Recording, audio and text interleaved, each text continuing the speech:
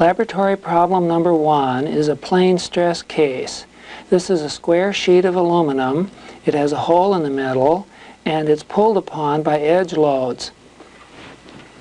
I'll start out by showing the physical problem statement, and then we'll consider the various assumptions made in the physical modeling. Next, we'll look at the finite element modeling involved, such as the type of element to be used, the number of elements, and so on. I will present data sets for 3 different commercial finite element programs for MSC Nastran, MARC, and Astros. We'll show the results and compare the codes with each other. Lastly, I'll show a commercial quality solution that will have a much finer mesh.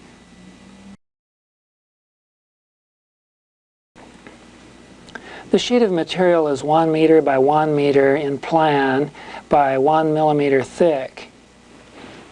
The hole has a diameter of 300 millimeters and it's centered.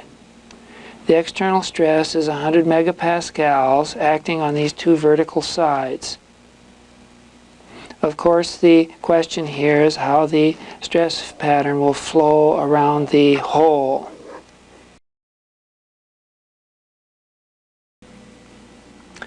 Our problem lies in a plane, and we'll denote it as the XY plane. The loading also lies in the plane. The material is thin, and the stresses normal to that plane will be negligible. So as a result, we have plane stress. We won't consider buckling, even though that would be possible for such thin sheet material. And indeed, you can get compressive regions in thin material when it's pulled. You often see this in the form of wrinkling on wrapping materials like thin polyethylene sheet material. The material is assumed linear and elastic, and with Young's modulus corresponding to aluminum, Poisson's ratio of 3/10. We will consider strains to be so that linear elastic theory applies. Now that means that the forces that I've applied have to be small enough not to drive this system into a nonlinear region. So we have to check that at the end of the problem. Now, from previous work, we really would expect there to be high tensile forces at the top and the bottom of the hole, and were this a doubly infinite sheet of material, we'd expect that to have a stress concentration factor of +3. Similarly, we would expect a stress concentration factor of -1 on the horizontal axis. These are classical results that are exact and done from analytical theory. Now our problem is finite in extent, and the stress field will be flowing through this narrowed region and therefore should in fact cause a higher stress concentration factor than the 3 that we're suggesting as a rough answer.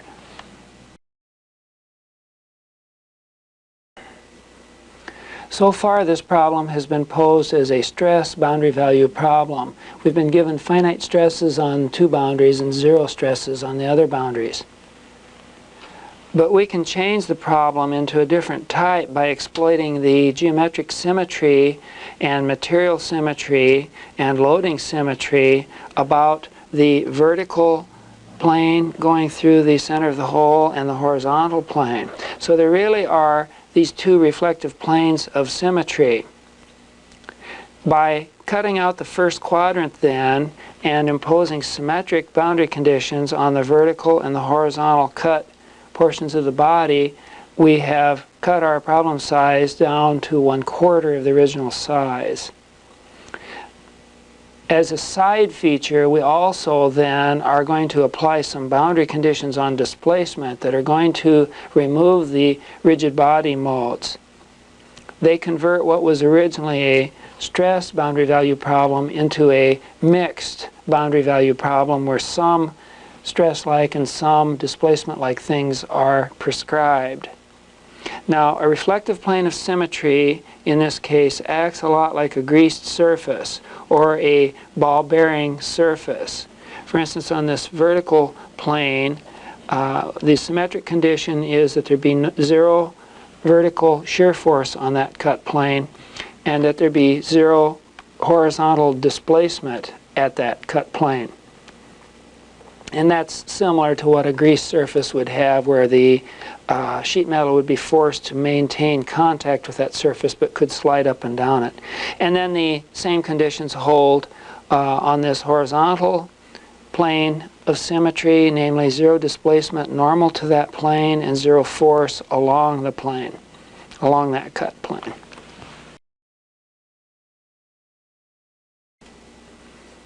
Now that we've posed the physical problem, we have to do our finite element modeling. I'm going to propose a very simple model with just two elements of a quad 8 type. Some codes only have 4-noded plate and shell elements, and then you would need perhaps 8 quad 4 elements to get the job done. That's how we'll solve the problem with the Astros code, for instance. Now in the Nastran series there is a quad 8 element which is basically a shell element, but we would only use the in-plane stresses for that element as results. The MARC code, which might be typical of others, has special plane stress elements, so we'll use an 8-noded plane stress element from MARC. So no matter what your particular code at your own installation is, you need to pick an element that would model the in-plane part of the stress field.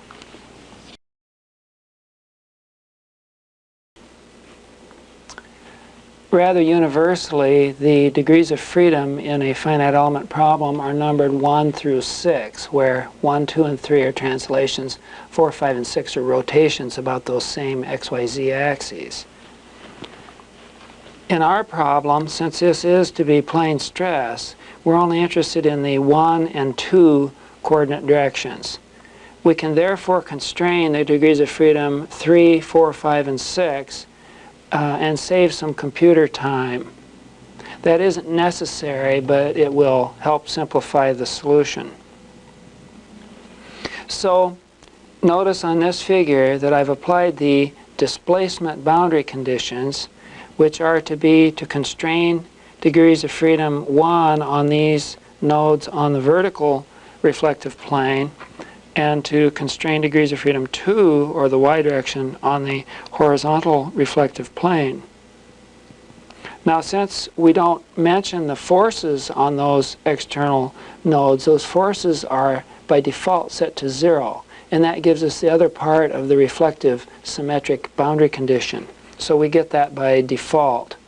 Now the live loads are shown in red, and these are consistent with a parabolic shape function in the interior of the element. So these are equivalent nodal loads, and you can show that from energy methods. Currently we don't have the theory for that, but we'll show that in a few lectures and convince you that this is the best way to apportion the loads when the element can move with parabolic displacement field. For the one code that is going to use linear elements, or at least so-called bilinear displacement functions, which is the Astros code, we're going to use quad 4s. Then we'll go back to a linear apportionment of these forces, and it will be in a little bit different pattern.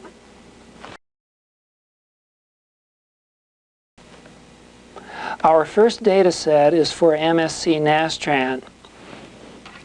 We'll use 2 quad 8 shell elements for our model, and the numbering is done in the order first for the vertices A, B, C, and D, and then following that the midsides E, F, G, and H.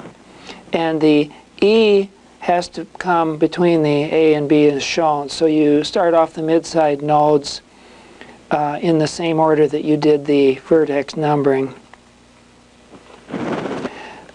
Now, Nastran data has 3 basic components. You have executive control statements, and you have case control commands, and you have bulk data entries. Those are all mandatory, and in addition you can have some introductory cards that are optional. Here I'm showing an assignment to bring some data out of Nastran through the channel called output 2 and to be entered into a file p1.f12. This is going to be the post-processing information. Later we'll set a parameter that will allow this to be read by Patran. And in other lab problems we'll use ideas. Now the executive control statements are more along the line of the big picture. The identification of the problem, setting a time, asking for a solver. Now Sol 101 is the modern static solver, the linear static solver. And then you end this section with the C-end card.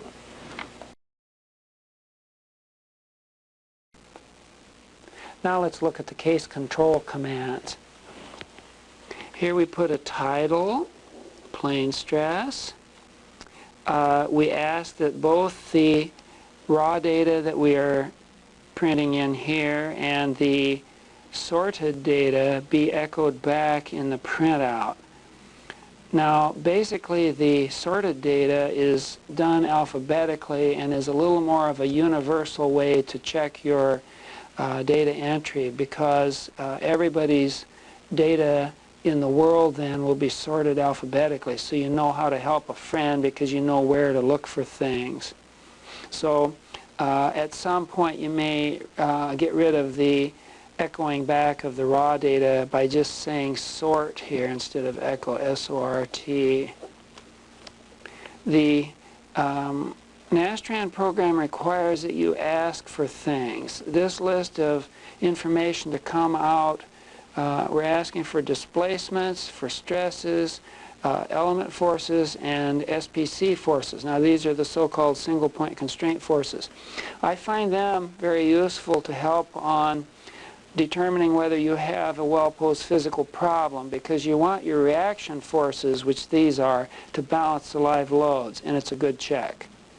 Displacements, of course, you would think you might always want, but not clear. In a really, really large structure like a nuclear reactor, you might not want them. Likewise, stresses, not clear, you want all stresses everywhere. And so if you're puzzled by the fact that you have to ask for output, remember that the Nastran family of codes has been set up for really, really large problems. And it is possible to run it and get no output at all unless you ask for it. With the reason being that people want to avoid having a truck roll up with a whole semi-trailer full of computer output on the, say, the stresses in your entire aircraft carrier or your entire nuclear plant. Then you can use subcases within Nastran, and these are very useful. You can even change boundary conditions within the subcase level. That helps you solve problems with reflective planes that have both symmetric and antisymmetric loading, because then you need to have symmetric and antisymmetric boundary conditions and sum up those results. And that's all rather well automated within the MSC Nastran program. We will use only one subcase and give an arbitrary number of 50 for our load case, and that's corresponding to our 100 megapascal edge loading. Now we go into the bulk data, and at the outset you can set some parameters. And by the way, these need not be in any particular order. The bulk data can be in any order that you like. There was a criterion put in years ago when it was card format that the deck of cards could be dropped on the floor and re-entered in random order, and the program would be able to handle that. I do show, as a personal preference, the parameter cards up front when your interest is still great before you get overloaded with grid and element information. And the so-called automatic single point constraint feature will constrain any degrees of freedom that have not been given stiffness, and will allow a solution then of a rather pathological problem. So for training purposes, it's kind of good to turn this on, because then the solution will proceed to the end more likely. But beware, because you also increase the possibility of a bad solution by letting it solve a problem that has a hole in it or some degrees of freedom floating around in space. This is our request for graphical output, and it will come out as a file with the extension .f12. for the Patran postprocessor. If you use -2, then you get the ideas postprocessor information. The grid set card imposes default values on the fields that follow, and a particularly useful default is that if you don't say otherwise in this field, which is the 8th field, to say that you want to constrain degrees of freedom 3, 4, 5, and 6. And that's what turns our problem into a plane stress problem.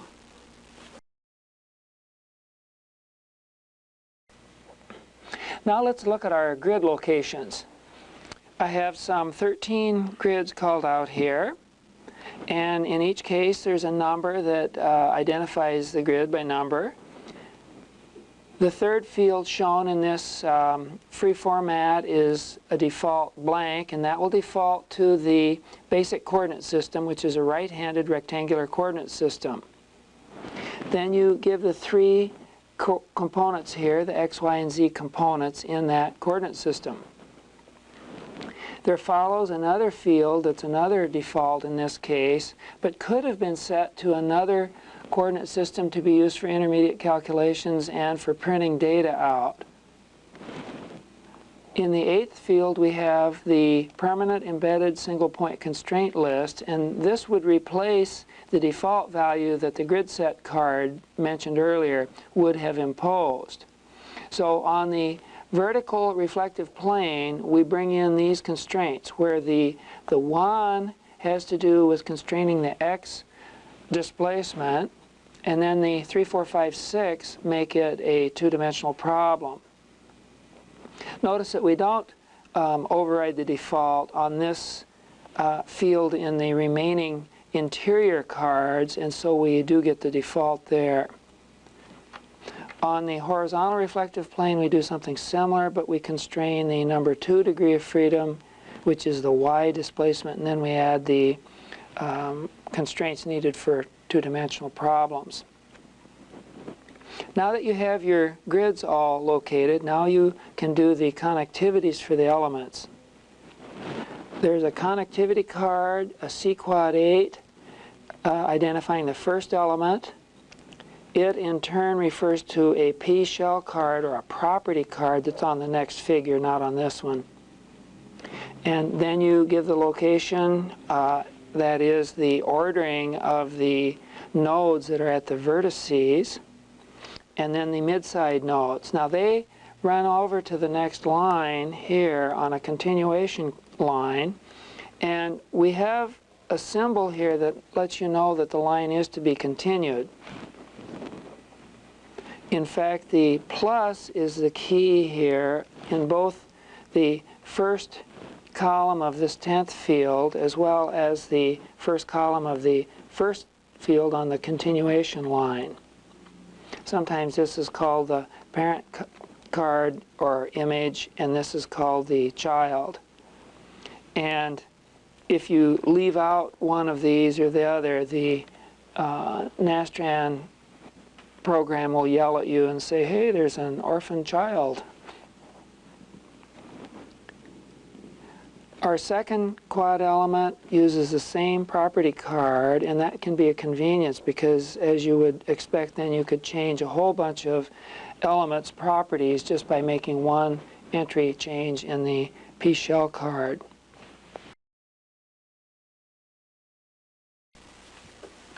Now, as promised, we'll look at the P shell card next. And here it is. It was referred to under its own ID 29. And then it in turn refers to a material card, a MAT1 card 13, which is down here. Now the relevant property of such a shell element is the thickness, shown here.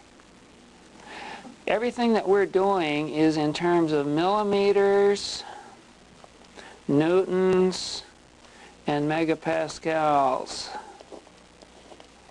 And codes such as MSC Nastran typically do not have physical constants embedded that carry dimensions, and so it's up to the user to use a consistent set of units.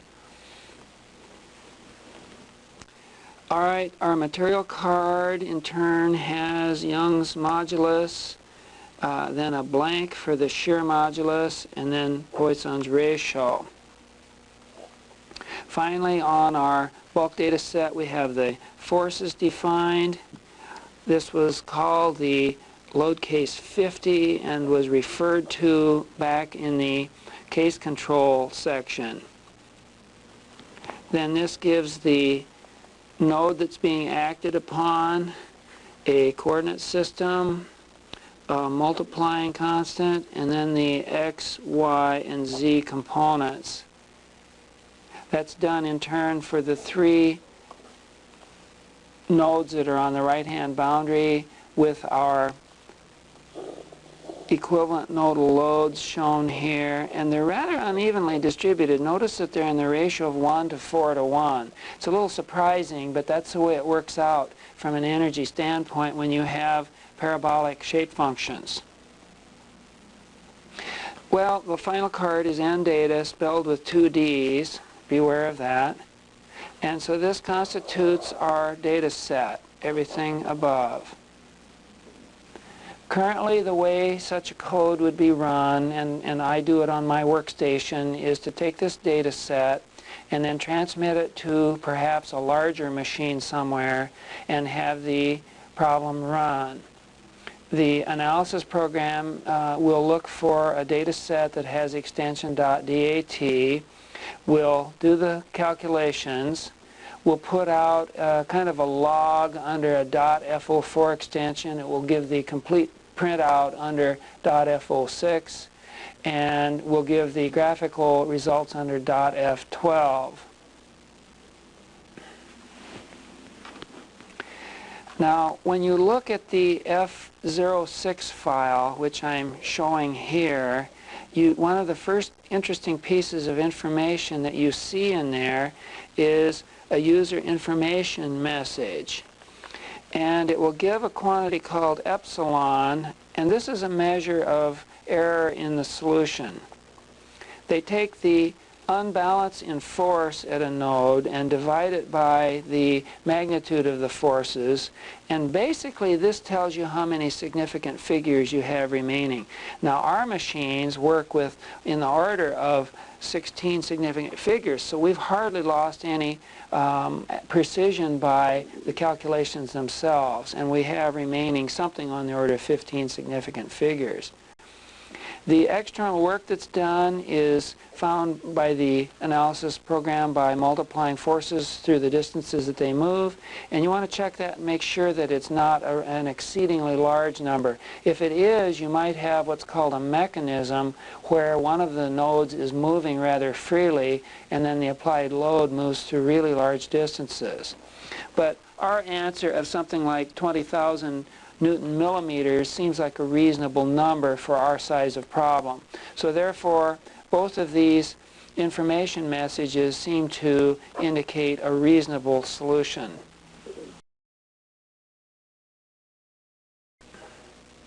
Most of us using computer terminals or workstations at our desk are able to look at the result file electronically without getting a hard copy.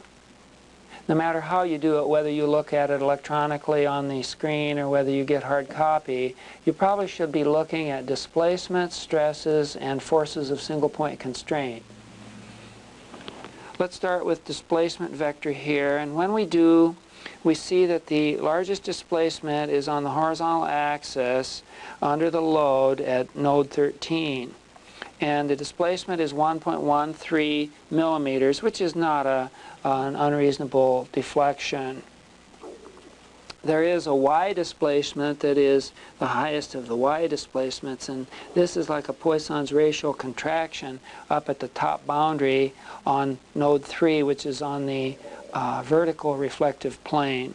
So the body tends to expand and in the x direction and then contract in the y direction, much as in a Poisson's ratio contraction.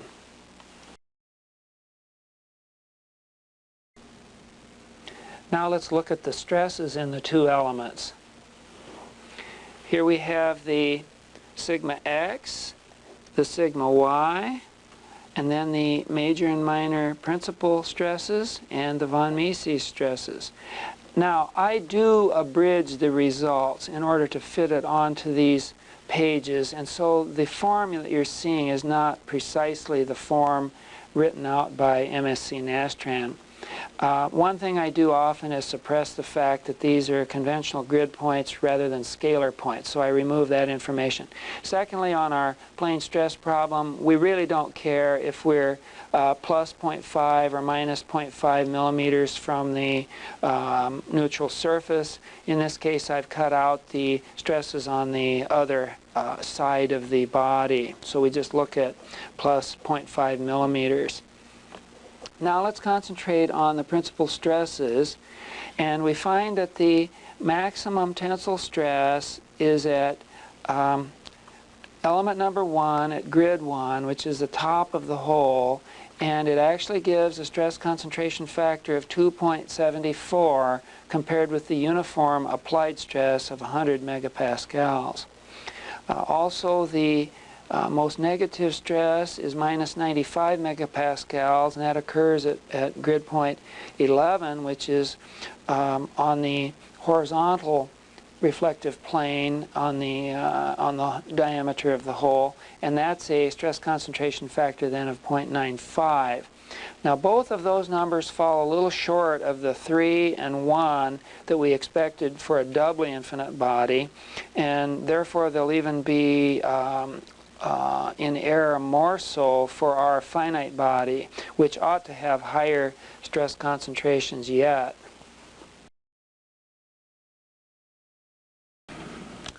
A very useful diagnostic for a finite element run is the list of single point constraint forces. And the reason is that those forces ought to react to live loading on the system. Here are the MSc Nastran forces of constraint, and those that lie on the vertical reflective plane at grid points 1, 2, and 3 are shown here. Those do add up to oppose the live load of 50,000 newtons. On the horizontal reflective plane, grids 11, 12, 13, we have these SPC forces here, and they add up to 0. So that's why you have some positive and some negative terms. Now, I won't discuss these further, but we'll defer until we get a composite picture where we can compare the 3 different commercial codes.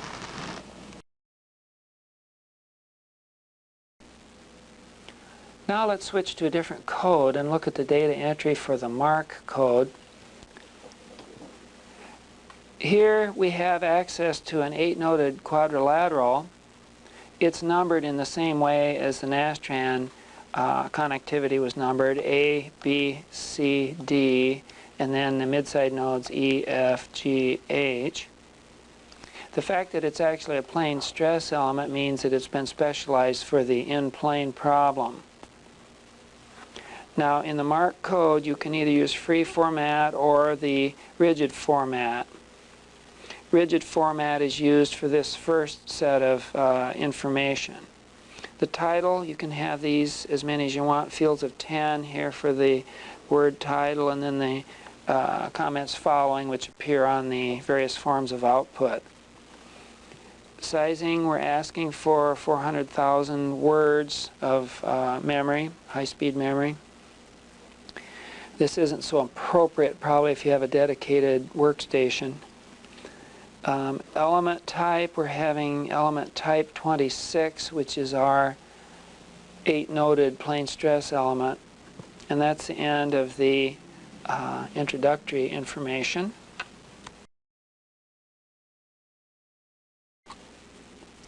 The next figure will show a number of control cards for MARC.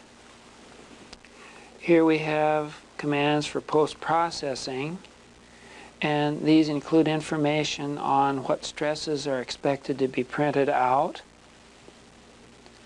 And in particular, these numbers here have to do with the 6 components of stress and then the von Mises stress, number 17.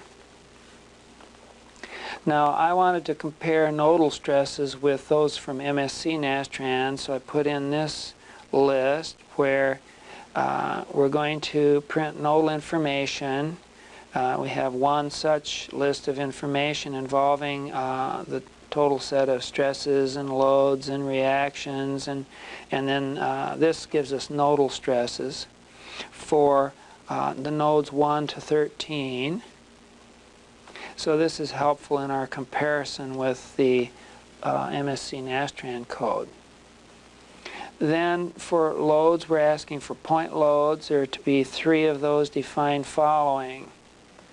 And the loads are set here for the on the different nodes. There's this 8,300 Newton load that acts on node 8, the 33,000 one that acts on node 10, and the 8,000 one acting on 13. We're calling this arbitrarily a load with ID number 67.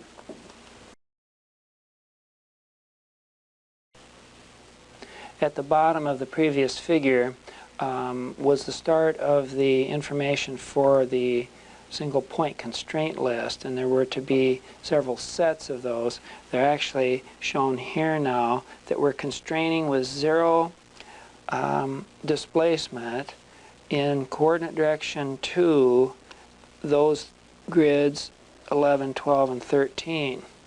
That's the vertical, no, sorry, that's the horizontal axis of reflective symmetry. Then we constrain with displacement 0, degree of freedom 1, which is x direction, on the vertical reflective plane. Connectivities follow what we have laid out, that there are 2 elements to follow here. Element 1 of type 26, and then the vertices, and then the mid-side nodes. Coordinates involve, in general, 6 coordinate degrees of freedom, and there are 13 coordinates to follow, and they're given the x and y coordinates here.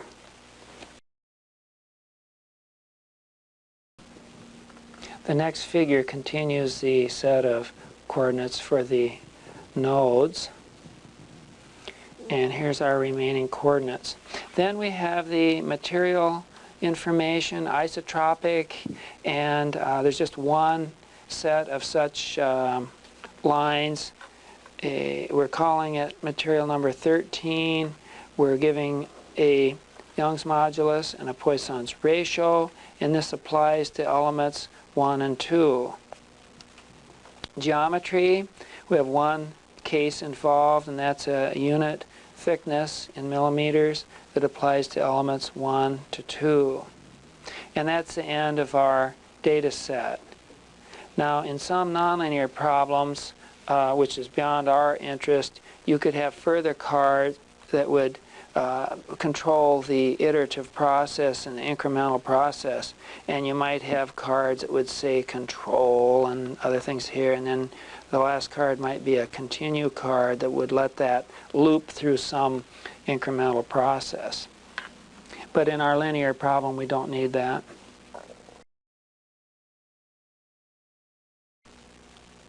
Let's look at the forces of constraint now that have been calculated by a MARC run.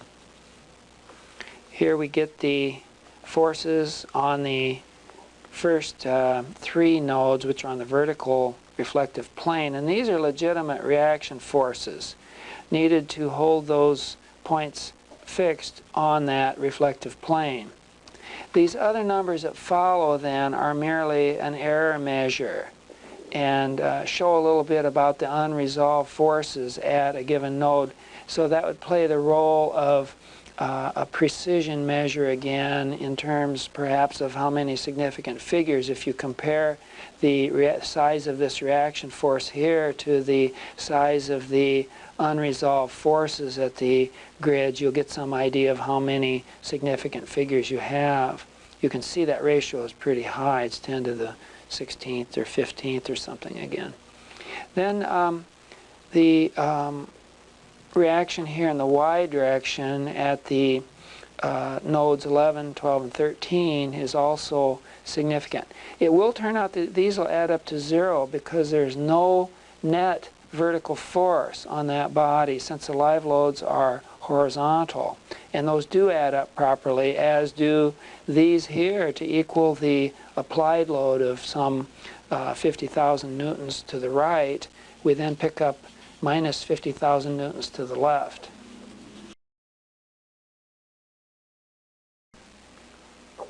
And now we'll check our displacement field.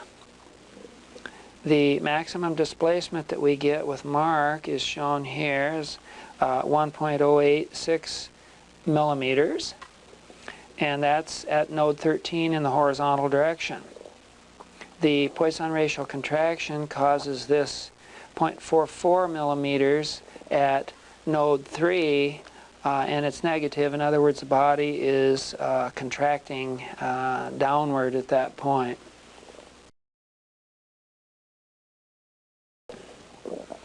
We also look at the stress field to see what sort of stress concentration factors that we obtain. And by the way, we aren't taking these stresses too seriously because we know this is an academic problem with only 2 elements. Nevertheless, it's interesting how well the codes do. 274 megapascals for the maximum x direction stress at node 1, which is at the top of the hole, giving a stress concentration factor of 2.74. Then the compressive load of minus 69 on the horizontal bore of the hole, giving stress concentration factor of 0.69 and showing the compressive part of the problem.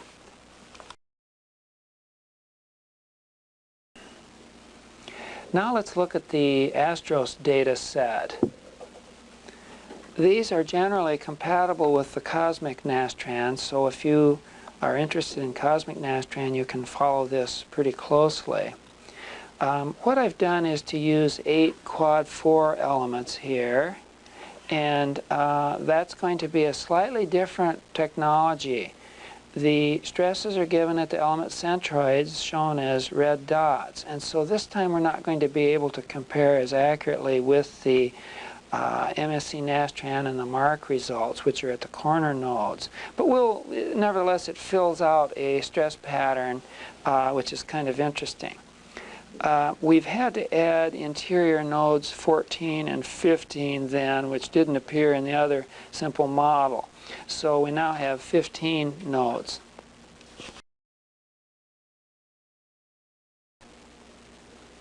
The data for this problem are shown in the next figure for Astros. These lines are called solution control data. And there's an assignment of a database, request for a solution, titles given, and here we have the commands to analyze and boundary, statics, label, print. I guess the print is interesting because, again, we need to ask for displacements, stresses, SPC forces, and then element forces.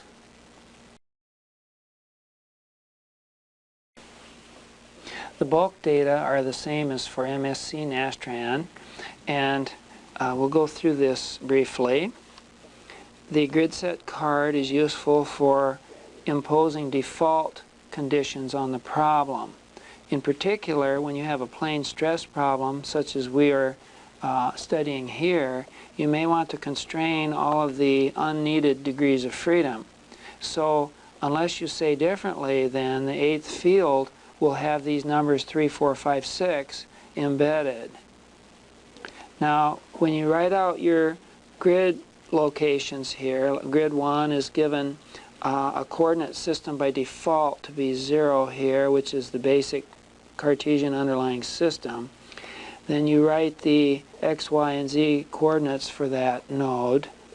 You have a chance for a second coordinate system here in which your results can be printed out and in which you can do certain intermediate calculations.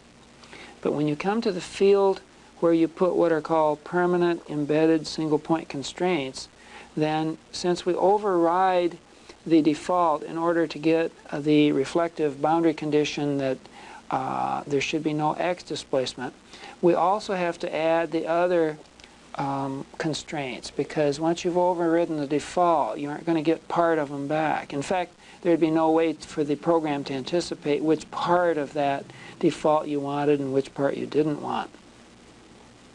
Now, this default up here will, in fact, though, apply to all the intermediate nodes shown here. And so that will bring our problem into a two-dimensional problem status. So we've added the final two interior grids here at grid points 14 and 15. The grid set, the grid definition is pretty straightforward, I would say.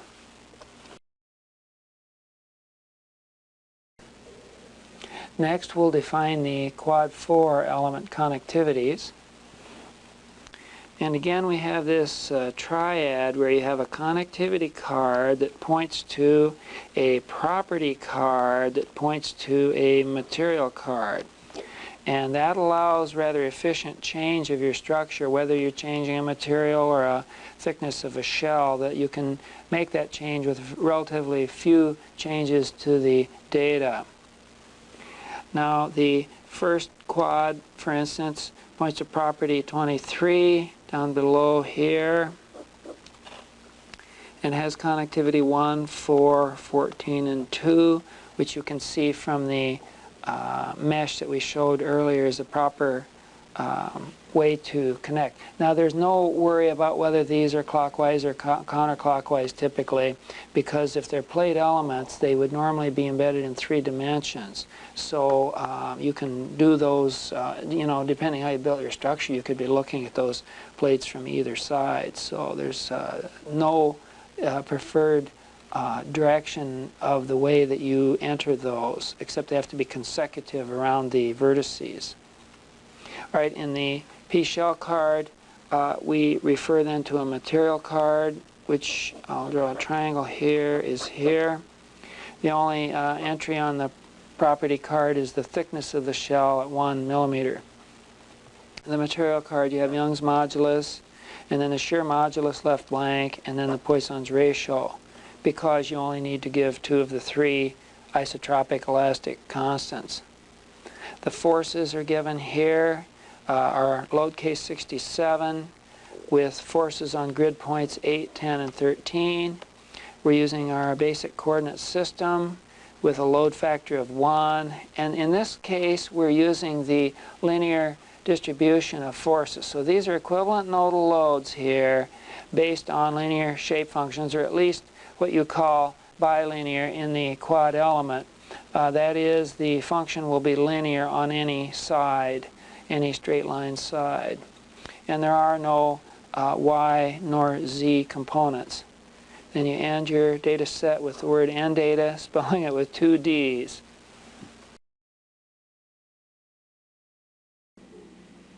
Let's look at the Astros displacements now.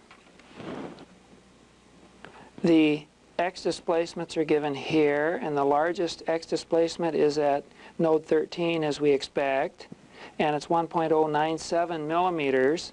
That's just a bit less than the Nastran solution and a tiny bit more than the MARC solution. The vertical displacement is the largest at node 3, where the top of the body is contracting by a Poisson's ratio effect, and we get a minus 0.46 millimeters there.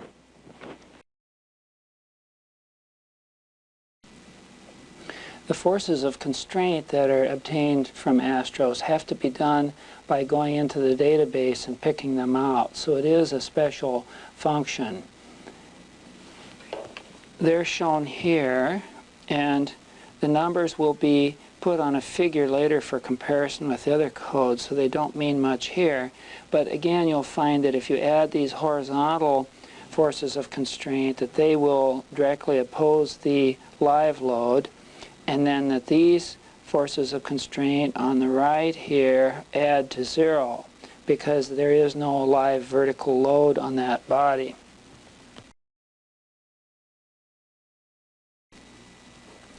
Stresses given by the commercial codes vary widely. Sometimes the default is the nodal stress, sometimes it's centroidal, sometimes it's at the Gauss points. Now for the quad 4 and Astros, the centroidal stress is the default that's the most easy to obtain. So I'm going to show that here without further massaging the information. And when we do that, we find that the highest stressed element is number 1, which is closest to the stress concentration at the top of the hole. And you get 182 megapascals, which is a modest stress concentration measure. On the other hand, the negative contribution is minus some 34 megapascals, and so we don't approach the negative stress concentration very closely. I'll show these further on a diagram comparing the different stresses at the end of our data entry figures here.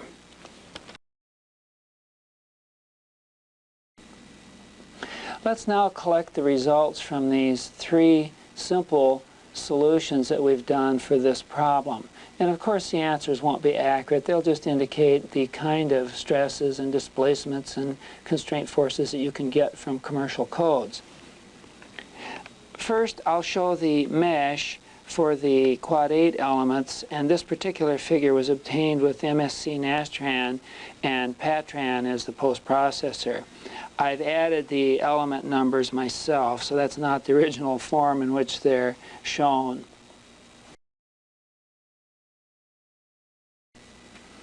I'll show the deflected form of the body by using MSC Nastran and Patran.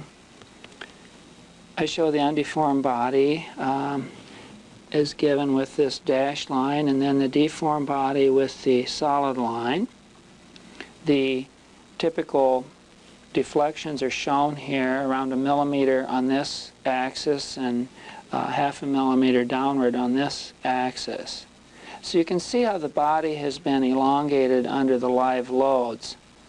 Then the hole here has gone from this circular shape to an elliptical shape.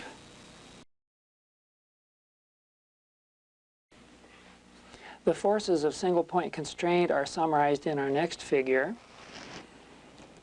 I use black for the MSC Nastran results, red for the MARC results, and blue for Astros. Blue probably making sense because it's an Air Force code, right? Into the wild blue yonder. Well, the nice thing is that these results are all self-consistent, and that is, if you take the Nastran reaction forces here, they add up to the 50,000 newtons that the live load had acted upon on this boundary to the right.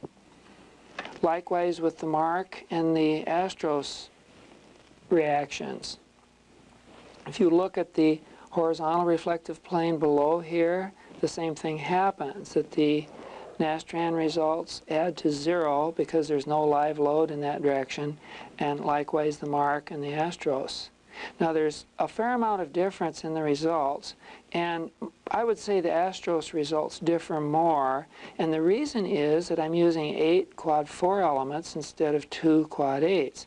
Now both solutions have roughly the same number of degrees of freedom, so it's not clear that one should be a lot more accurate than the other, but the way that we did apply the live load on the right edge did make use of either a parabolic or a trapezoidal distribution, and the parabolic distribution tended to lump more of the load at the center node, so that's possibly a reason why these numbers here are a little higher for the Nastran and the MARC codes than the Astros result here. But I wouldn't read too much into these differences.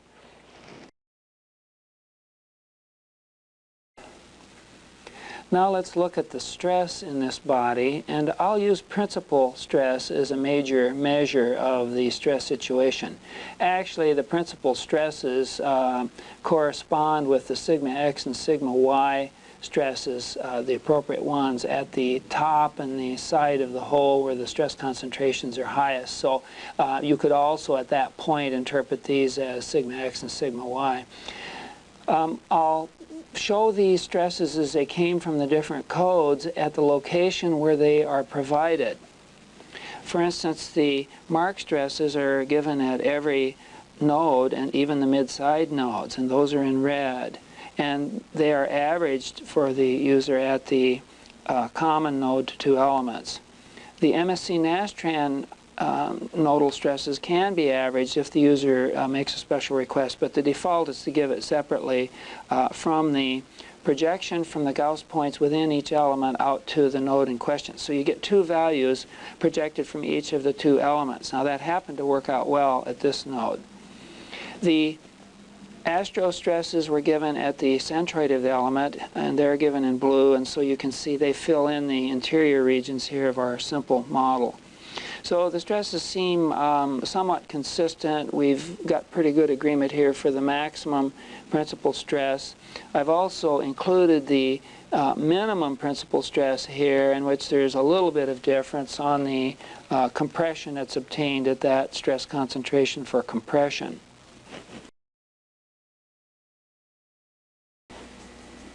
After doing the three academic solutions that we've just finished, I decided that I should also include a commercial quality solution.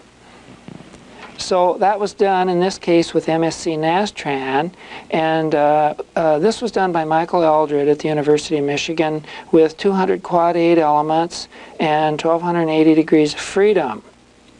We tried to emphasize the mesh in the two critical areas, as you can see.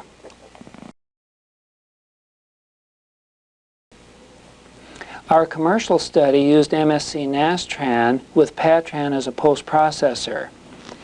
Here I show a figure of maximum principal stress, which of course emphasizes the tensile stress regions in the body. And we pick up the hot spot at the top of the hole.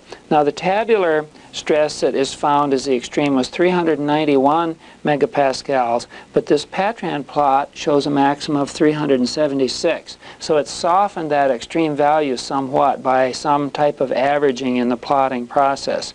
I guess the moral of that story is that if you want extreme values, you may want to look up the tabulated values in your output and not completely depend on these graphical representations. Nevertheless, this is a rather pretty plot. I've set it up using the stress regions shown on the right that are clearly delineated here.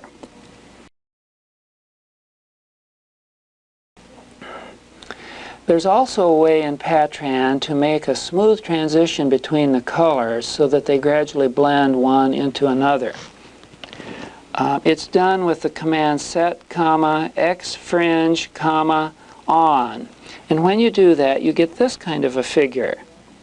Now the numbers are pretty much the same on the color spectrum on the right. And the figure looks similar, but it is different. And I asked one of our practicing engineers about this because I thought at first, well, this ought to be an easier way to interpret the results because it's prettier, you know. It looks nice and you get warm, fuzzy feelings. But he said, no, actually, it's actually easier to interpret the results with the previous approach, with X fringe off.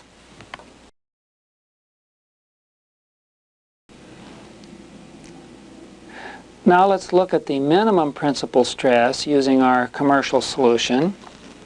And here we have pointed out the maximum compressive regions over here. And notice that the number goes down as minus as 164 megapascals. Now the tabular value there was literally 176. So again, the color picture here has softened the extreme value a bit by some sort of averaging.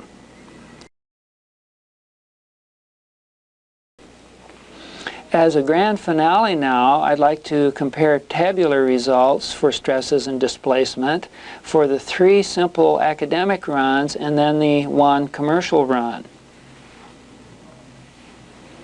Here I show the maximum principal stresses that have been obtained in the simple academic problems, and notice that they're quite a bit short here of the what we might think of as a more exact value of 391 megapascals. There is a handbook value available also, not for a doubly finite sheet, but rather one that's infinite in the horizontal direction and finite in the vertical, and that number in Popov came out to be something like 3.23 from memory. And so it's the fact that this body is finite in both directions that leads to such a high stress concentration factor, closer to 4 really than 3. And so this exceeds by quite a bit the rule of thumb that drilling a hole in a body will, in a uniaxial stress field, will raise the stress by a factor of 3. Now the minimum principal stress is likewise much more severe than you would have expected from the rule of thumb, because the rule of thumb is that the stress concentration is a factor of 1. Here we have 1.76. So there's quite a hefty compression involved in this problem. The displacements are converged rather better, and we expect that in the displacement method of finite elements. So even though these top 3 solutions were very, very coarse in the mesh, they got answers that were within 10% on displacement. The, let's see, MARC would have been the stiffest of the element models and would have given only 8 parts out of 116, was something like 7% off, even though we only used 2 elements. So these codes have all actually performed very well on displacement and rather marginally on stress when you make this course a mesh.